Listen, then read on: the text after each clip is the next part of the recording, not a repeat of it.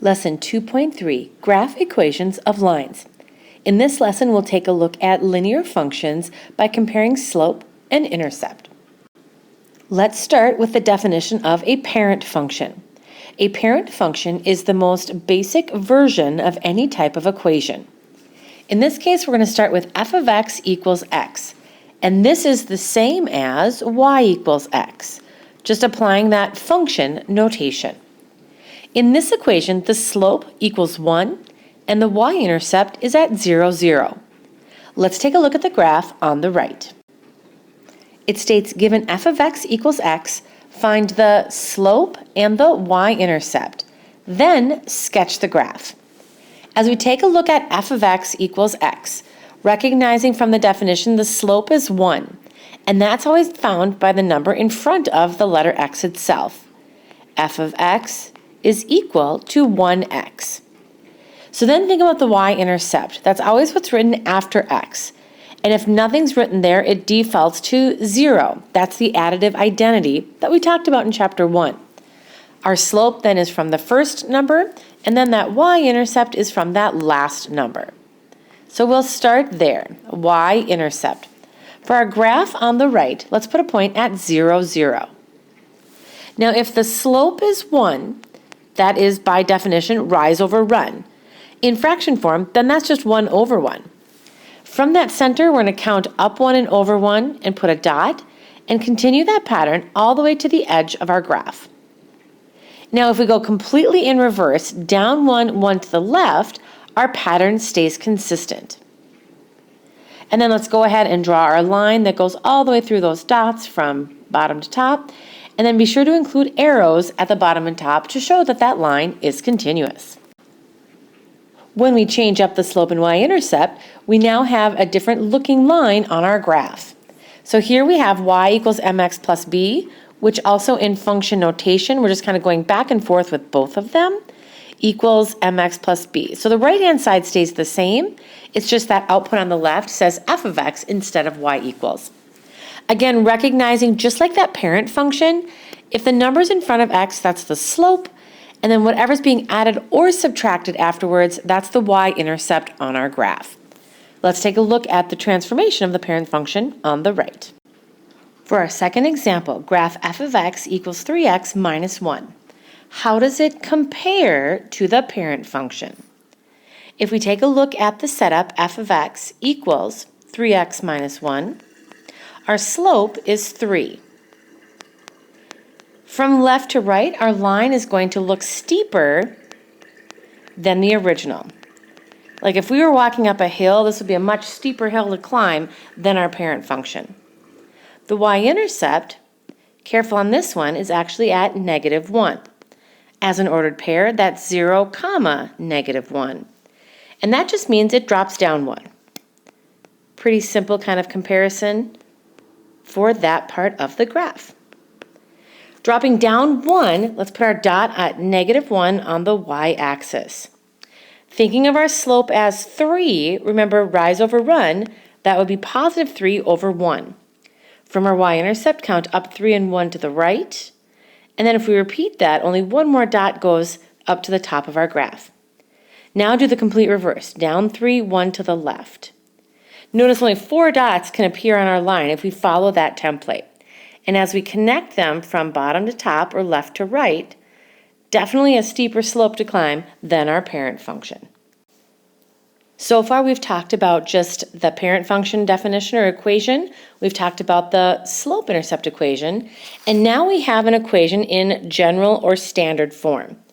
And notice this equation has x and y this time, not f of x. But what makes this unique is x and y are on the same side of the equation, and we have a constant by itself on the other side. The template ax plus by equals c is an equation that's written in that general or standard form. Now, when we have an equation in this form, we take a look at different ways for graphing. We take a look at the x-intercept and the y-intercept, which we know the y-intercept, but the x-intercept is going to be kind of a different part to the graph for us. To get the x-intercept, we plug in y equals 0 and we simplify. So then to get the y-intercept, we do the opposite. We plug in x equals 0 and simplify. Please make sure to write those two statements down, and then we'll take a look at our graph on the right again. Graph 5x plus 2y equals 10 by finding the intercepts. So we're just going to do that. We'll find our x-intercept and then our y-intercept. To find the x-intercept, what I'm going to do is leave x the same and plug in 0 for y. And then solve. 5x stays the same, but 2 times 0 just cancels out. So actually, we can just kind of get rid of that plus even. And we get equals 10. Now to get x by itself, if we divide both sides by 5, x equals 2. But our answer for this problem, an x-intercept, is in fact an ordered pair. So as we write our answer as an ordered pair, that's going to be 2, 0. When y is 0, x is 2. On our graph, I'm going to put a point at 2 on the right. There's my x-intercept. Now let's get the y-intercept by doing the same rule, but instead of plugging in 0 for x, 0 for y, we actually will plug in 0 for x. Like so. And then we'll have 2y equals 10. And now 5 times 0 cancels out, and we end up with just 2y equals 10. Divide both sides by 2, and y equals positive 5. But again, as that ordered pair, that would be 0, positive 5.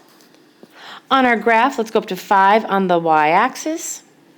And that's a pretty steep line. So what I'm going to do is count down 5 and over 2 to get to the green point. And then I'm going to count down 5 over 2 one more time. And there's another point that would be on our graph. Just kind of following that pattern with slope down and over. If I connect these 3 points right here, like so. Whoop, that's a little bit off on that part, but I'm just going to leave it and maybe just draw that in a little bit. There we go, right there. And then once again, arrows at the top and bottom. Now, this is an example of graphing an equation in that general form by finding intercepts. Down below, let's make the connection to slope-intercept form.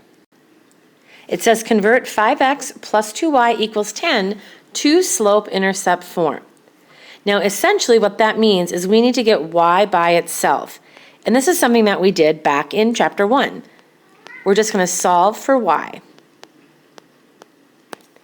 To do that, we have to think about our order of operations, but kind of in reverse. We want to get rid of anything that's being added or subtracted to our variable first, and then take a look at anything that's being multiplied or divided. So what I'm going to do first is actually subtract my 5x from each side. And that would give us 2y on the left is equal to negative 5x plus 10. Notice the order I put that in. I put the x term first, and then I left that 10 second, so that I'm modeling that slope-intercept form. And then I'm going to divide both sides by 2. And this is where we talked about, remember in chapter 1 when I said you didn't have to simplify the parenthesis for full credit? Well, now we're going to take advantage of that. We're actually going to simplify everything. To do that, you just kind of do 2 loops. And here's what I mean by that. If we take negative 5x over 2, that means negative 5 over 2 is our slope times x. So negative 5 halves is our coefficient. And then it's plus because it's plus in the middle. And then if we do 10 divided by 2, we just kind of do that second loop over here on the right. 10 divided by 2 is positive 5. And you'll notice that the y value cancels out. So that's technically y equals negative 5 halves x plus 5. So then it says, what do you notice? Well, if I take it, that's a 5, sorry, right there, let's fix that. If we take a look at our graph, my y-intercept is 5. So 0, 5. And up on our picture, that's a match. But then the number that's in front of x is our slope. So as we think about comparing slope-intercept, negative 5 halves. So if I count down 5 and over 2, there's my x-intercept. And if I count down 5 over 2 again, there's that other point that we plotted before. So again, slope-intercept is going to graph the same line that it did in general form. And there are just some instances where one form is more preferable over the other. The final 2 types of lines that we're going to graph are vertical and horizontal lines. Now, a vertical and horizontal line has a unique way to create their equations. A vertical line, what's good to notice is that the slope is undefined. And undefined is different than 0. If the definition of slope is rise over run, and your line is straight up and down, there is no horizontal change. There is no technical run. So that answer would be 0. And we can't have 0 in the denominator of our fraction. So to model that equation, the only variable in your equation is x. And then c just stands for a constant, or just a plain number. Anytime you're asked to graph an equation and it just has x equals something and there's no y, that automatically means it's going to be a vertical line. The complete opposite, if you have just y equals a number and there's no x term, now that means the slope is 0. So from left to right, you're not going up or down at all. It's just going to stay kind of flat across the horizon. So if you have y equals a number and x is missing, you know your equation or your line is going to be a horizontal line. Let's go ahead and take a look at what it looks like on the right. We're almost done. The directions state graph each line, then state the slope and y-intercept. The equation is x equals -3. Now remember, if it's just x equals, that means this is a vertical line. And the slope is undefined, which means there's no rise, or there's no run, there's just rise. It's just straight up and down. The other unique thing, our y-intercept, there isn't one. If it's a vertical line and it's going to be related to x only, it's not going to cross through our y-axis on this. Here's how you sketch the graph. Go to where x equals -3 and just put a dot. Seems simple enough. Anywhere on that vertical kind of column right there, whether you count up or down, will always have an x value of -3. There are infinitely many ordered pairs where that's true. So if we just draw our line straight up and down, that's the equation of the line x equals -3. And that's it. Let's try the horizontal one on the right. When we change our variable from x to y, some unique things happen. If it's just y by itself, this is going to be a horizontal line. And we'll know this because x is missing, which means the slope has to be 0. Not undefined like last time. If x is missing in the equation, that means it's being multiplied by 0, so in which case there's no slope. Also, the y-intercept is going to be a free point for us because it's the same value as the number in the equation. But again, it's written as an ordered pair, 0, 1. Over to the right, if we go up 1 on the y-axis, it doesn't matter what x equals, y will always equal 1. If I count to the right, y is 1 every single time, even when I count to the left. Y is +1 every single time. As we connect our dots to get the infinitely many points in between, we create that horizontal line. So those are just kind of some things to remember and look for when we're graphing equations of lines. No lesson would be complete without a little bit of application. As we take a look at the equation on the right, I just want to keep encouraging you to assign your variables. I know it takes time to write out the words to really define what they mean, but the more you can describe what you're trying to do to generate your equation, the easier it will become after practice. All right, let's take a look at the problem at the right, and that's the last one for the lesson today. Hot dogs and hamburgers. The caterer for your class picnic charges $1 for each hot dog and $2 for each hamburger. You have $48 to spend. Write a model that shows the different numbers of hot dogs and hamburgers that you could purchase. Write a model is the same thing as write an equation. Please write this down. I know sometimes that wording kind of gets confusing, but writing a model means the same thing as just create an equation. Notice it doesn't say we have to write it in slope-intercept form or general form, so we have some kind of liberties with that. But let's take a look at assigning our variables. We have two types of things in our equation. We have hot dogs that we could buy, or we have hamburgers. So let's just assign variables to both of them. We could try to use h or some other variable, I suppose.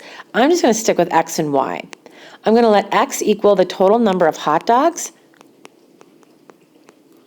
And then y will just simply be the number of hamburgers. Notice we're using two variables instead of one because we don't know how many total choices were being purchased. So in this case, with two variables is really our only option. We know that each hot dog costs $1 for the caterer charges $1. So we have $1 times X, which is just X, plus $2 for each hamburger. That means 2 times Y. Now we have a total of $48 that we can spend. Since we're writing an equation, not an inequality, we're just going to set this equal to $48. Now this equation would help us determine the different numbers of hot dogs and hamburgers we could purchase for our spending budget. And that's it for lesson 2.3. For your assignment, if you do not have graph paper, try your best to sketch your graph on notebook paper. I do not have graph paper for you. It's just good practice, so don't worry about it if it's not exactly correct. We'll just try our best.